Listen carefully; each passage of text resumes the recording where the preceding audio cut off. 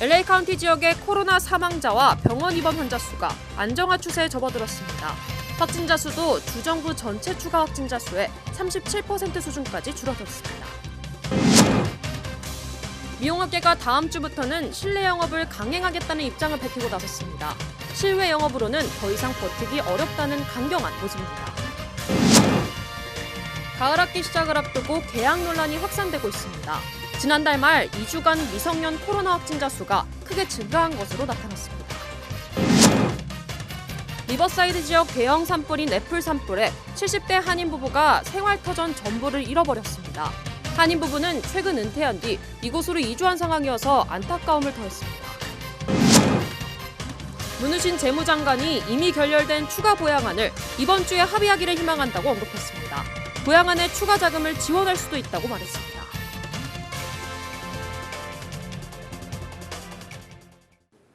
네, 이번 주 내에는 추가 부양안에 대한 양당의 합의가 이루어지기를 희망합니다. 연방 재무장관이 오늘 한 말입니다. 관련 소식은 잠시 뒤에 전해드리겠습니다. 네, LA 카운티 지역의 코로나 사망자 수와 병원에 입원하는 감염자 수 안정된 추세로 접어들었습니다. 추가 확진자 수도 주 전체의 37%까지 떨어졌습니다. 먼저 김민호 기자가 보도하겠습니다. 오늘 LA 카운티가 발표한 하루 신규 확진자 수는 모두 1,920명. 사망자는 하루 동안 17명이 추가됐습니다.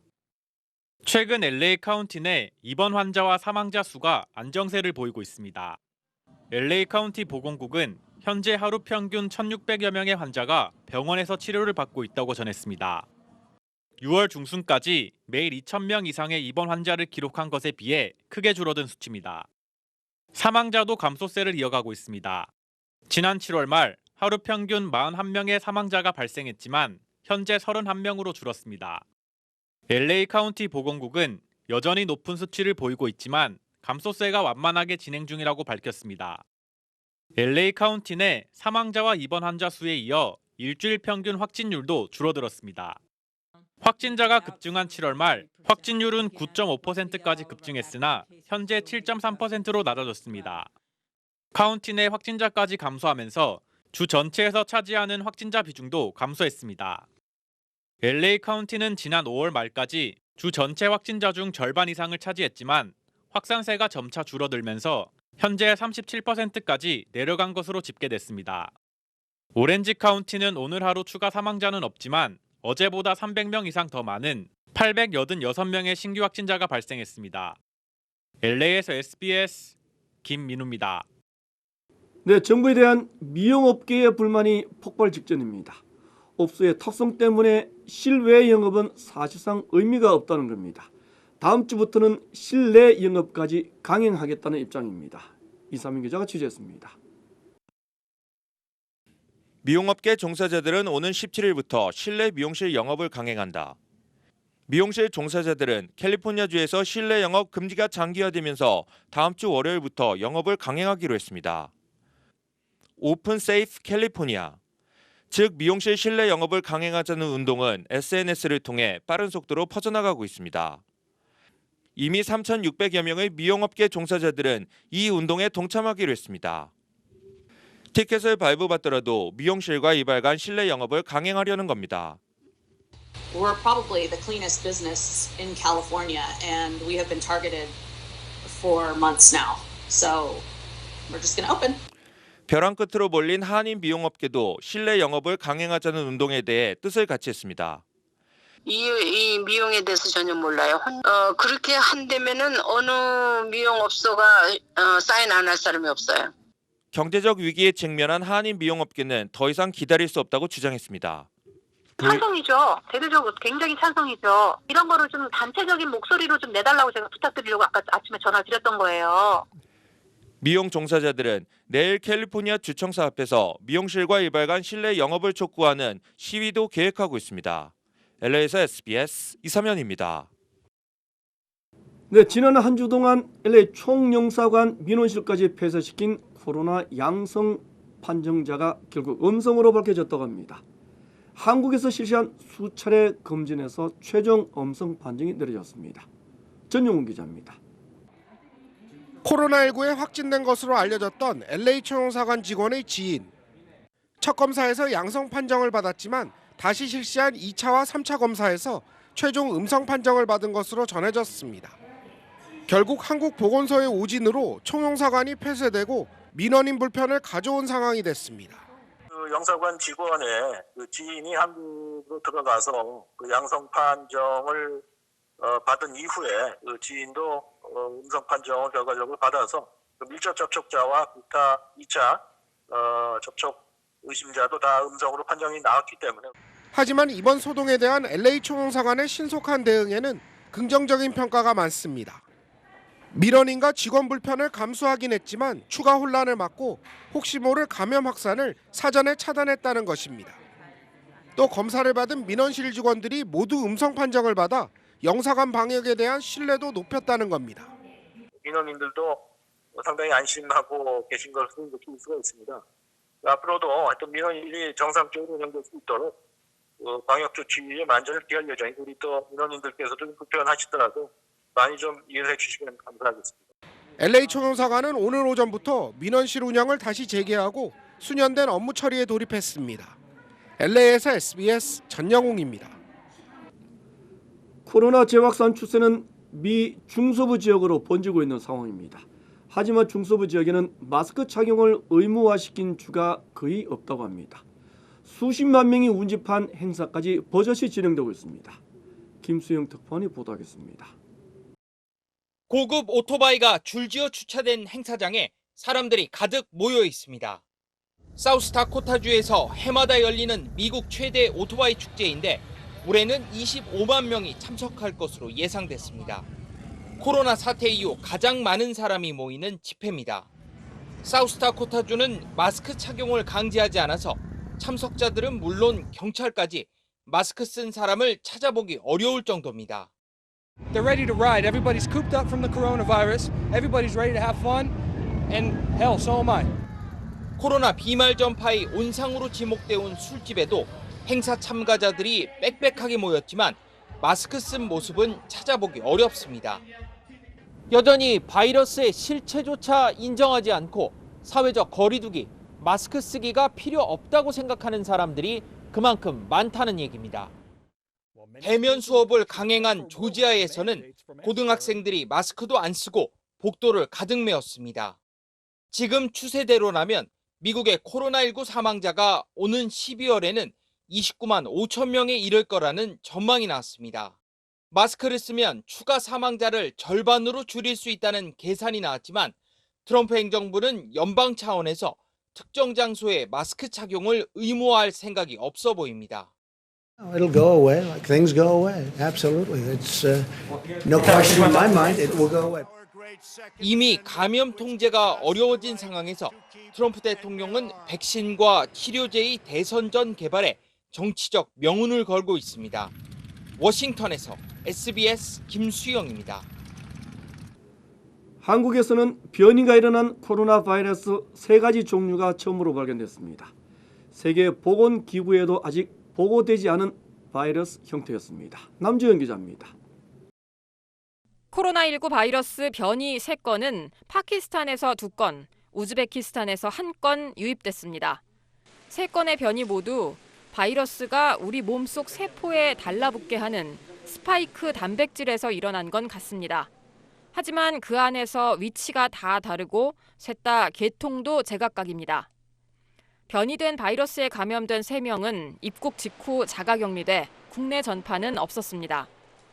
모두 세계보건기구 WHO의 코로나19 바이러스 유전자 정보 데이터베이스에 없는 바이러스인데 스파이크 단백질의 변이가 있을 때 치료제나 백신의 효과가 비슷할 것이란 전망과 떨어질 수 있다는 전망이 맞서고 있어 추가 연구가 필요합니다. 진단에는 영향이 없고요. 병원용 감염력 관련해서는 저희가 조금 더 검토와 추가 분석이 필요한 것 같고 국내 검출 바이러스의 계통 분석 결과도 나왔습니다. C형으로도 불린 G그룹이 세계적으로 유행하면서 3개의 더 작은 그룹으로 나뉘었는데 국내 발생에서는 GH가 73%로 압도적인 반면 해외 유입 사례 중엔 GR그룹이 56%로 가장 많았습니다. 이태원 클럽을 시작으로 최근의 홍천 캠핑장 유행까지 5월 이후 대부분의 바이러스는 모두 GH그룹에 속하는데 러시아 선박 수리공들에게선 GR 계통 바이러스가 검출돼 러시아 선원들로부터 감염됐음이 사실상 확인됐습니다. SBS 남주현입니다. 네, 가을학기 시작을 앞두고 개학 여부가 논란이 되고 있는 가운데 미성년 코로나 확진자 수가 크게 증가했습니다. 지난달 말 2주 동안 미성년 코로나 확진자 수는 무려 10만 명에 육박했습니다. 전체 확진자 수의 4분의 1이나 됐습니다. 미성년 확진자들의 상당수는 남부와 서부 지역주에서 집중됐습니다. 이에 따라 일선 학교들의 개학 여부는 상당 기간 불투명하게 됐습니다. 네, 지난주까지 빠르게 번져나왔던 리버사이드 카운티 지역의 대형 산불인 애플 산불. 최근 은퇴한 뒤 이곳으로 이주했던 70대 한인 부부의 사연이 안타까움을 자아내고 있습니다. 집은 물론 모든 생활 터전을 잃어버렸습니다. 이사명 기자입니다. 32,000에이커를 전소시킨 리버사이드 애플 산불. 애플 산불이 한인 부부가 거주하던 주택을 전소시킨 것으로 밝혀졌습니다. 사우스캐롤라이나에서 은퇴하고 리버사이드 카운티로 이주해온 이 씨 부부. 새로 구입한 주택이 산불로 인해 잿더미가 됐습니다. 이 씨 부부는 산불이 집에 옮겨 붙었을 당시 긴급히 집을 빠져나왔다며 긴박했던 상황을 설명했습니다. 더구나 주택보험도 없었던 상황이라고 덧붙였습니다. 주위에서 안타까운 소식을 들은 지인들은 이 씨 부부를 돕기 위해 고펀드미 계좌를 설치하고 기부금을 마련하고 있습니다. 애플 산불은 42%의 진화율을 보이고 있습니다. 리버사이드 카운티 소방국은 오는 주말까지 애플 산불을 100% 진화할 것으로 예측했습니다. SBS 이사면입니다. 네, 이민 신청 수수료가 또다시 폭등했습니다. 시민권 신청 수수료도 거의 배가 올랐습니다. 보도에 이재린 기자입니다. 시민권 신청을 포함한 이민 신청 수수료들이 최고 6배나 대폭 인상됩니다. 연방이민국은 오는 10월 2일부터 10여 개 서류에 대한 수수료를 인상한다고 밝혔습니다. 시민권을 신청하는 경우 수수료가 현재 $640에서 $1,170로 오릅니다. 무려 83%나 급증한 액수입니다. H-1B 취업비자 서류 신청 비용도 21% 인상됐습니다. 한인들도 많이 신청하는 가족이민과 투자이민 신청서들도 수수료가 각각 5%와 9%씩 올랐습니다. 이민국은 심각한 예산난 때문에 수수료 인상이 불가피하다고 강조했습니다. 이민국은 다른 연방기관과 달리 대부분의 예산이 수수료로 이뤄져 있다는 겁니다. 하지만 이민단체들은 강경한 이민정책을 펼쳐온 트럼프 행정부의 또 다른 규제라며 강력히 비난했습니다. 이번 인상안에는 무료였던 망명 신청 수수료를 $50로 늘리는 내용이 포함되기도 했습니다. LA에서 SBS 이재린입니다. 네, 주정부에게 교부해 줄 예산 규모를 둘러싸고 파행을 빚고 있는 추가 경기 부양안. 결국 지난주 결렬됐습니다. 문우신 재무장관은 오늘 이번 주 합의를 희망한다는 기대감을 나타내기도 했습니다. 전영훈 기자입니다. 백악관과 민주당 지도부가 경기부양책 협상을 재개할 전망입니다. 지난 주말 트럼프 대통령이 실업수당 연장 등 4가지 행정명령에 서명하면서 양측은 서로 대립각을 세워왔습니다. 트럼프 대통령의 행정명령이 법적으로 시행 가능한지 논란과 공방만 키워왔습니다. 민주당 지도부가 먼저 입법을 통한 구호 조치를 원한다며 백악관에 대화 메시지를 보냈습니다. 중간선에서 협상을 통한 경기부양안 합의가 가능하다고 밝혔습니다. 이에 대해 스티브 무누신 연방재무장관은 경기부양안 총액을 늘릴 수 있다는 타협 의사를 밝혔습니다. 전문가들은 결국 연방실업수당이 연말까지 주당 $600로 지급되는 방안이 유력할 것이라는 예상입니다. 또 조속한 협상 타결이 필요하다는 여론의 압박으로 이번 주 내 합의 가능성은 한층 높아진 것으로 분석됐습니다. LA에서 SBS 전영웅입니다. 네, 오늘 오후 백악관에서 코로나 관련 브리핑을 진행하던 트럼프 대통령이 갑자기 퇴장하는 일이 벌어졌습니다. 백악관 영내와 인접한 곳에서 총격 사건이 발생해 비밀 경호국 요원들이 대통령을 긴급히 피신시키는 상황이 연출됐습니다. 백악관은 경호국 요원들이 용의자에게 총격을 가했고 상황은 잘 통제됐다고 전했습니다. 기자회견은 잠시 후 곧바로 재개됐습니다. 네, 오늘 새벽 시카고 도심 번화가에서는 폭동과 약탈이 잇따랐습니다. 경찰과 총격전까지 벌어졌습니다. 김종훈 기자입니다. 문 닫은 상점으로 승용차가 돌진합니다. 한 무리의 사람들이 더 세게 받으라고 부축입니다. 시카고 최대 번화가이자 쇼핑거리인 매그니피선트 마일이 밤사이 무법천지로 변했습니다. 명품 상점들을 돌며 제 물건 챙기듯 물건을 약탈해 나오는 사람들, 심지어 자동차 매장도 털렸습니다. 경찰에 대한 공격도 이어졌습니다. Now, Chicago police have made more than 100 arrests for looting, disorderly conduct, battery against police. A total of 13 officers have been injured. 월요일 날이 밝기 전 심야 시간에 벌어진 이번 폭동은 SNS가 발단이 됐습니다.